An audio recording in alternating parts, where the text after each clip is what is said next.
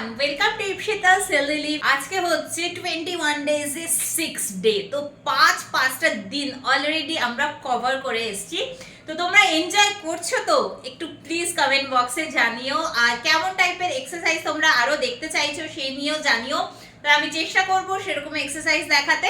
তো এতদিন তো শুধু এক্সারসাইজ দেখাচ্ছিলাম, বাট এক্সারসাইজের জন্য যে নিউট্রিশন দরকার আজকে আমি একটু ফার্স্টে সেটা নিয়ে পড়বো। তারপরে তো এক্সারসাইজ আছেই। এক্সারসাইজ করার সময় আমাদের এনার্জি প্রবলেম হয় অনেক সময়, রাইট? বা এক্সারসাইজ করার সময় অবভিয়াসলি সোয়েট তো হতেই হবে। তো সেই কারণেই বেসিক্যালি এনার্জি প্রবলেম হয়। অ্যান্ড সোয়েট যত হবে আমাদের শরীরে কিন্তু আস্তে আস্তে সোডিয়াম পটাশিয়ামের ডিসব্যালেন্স হতে থাকে। তো সোডিয়াম পটাশিয়ামের ডিসব্যালেন্সটাকে ব্যালেন্সে আনতে হবে। তার জন্য আমি চুজ করেছি হচ্ছে হার্বাল লাইফের H24।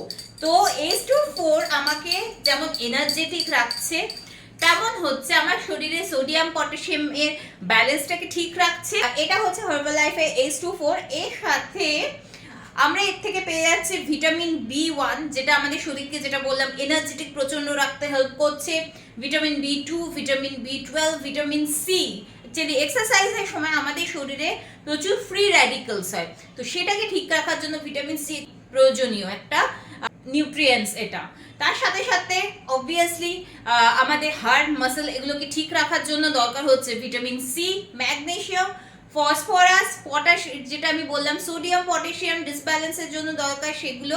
তো এই সব কিছু মিলিয়ে আমি জাস্ট একটা স্যাশেতে পেয়ে যাব।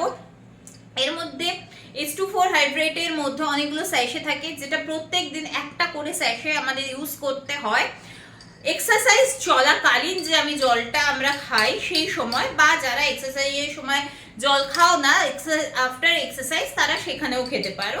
ফলে তো আমাদের শরীরে যা যা দরকার সেগুলো কিন্তু আমি পেয়ে যাব। তার সাথে সব থেকে বেশি ইম্পর্টেন্ট যেটা, এটা অসাধারণ খেতে, ইয়াম্মি টেস্টি। তো একবার আমি সিপ নিয়ে নিই।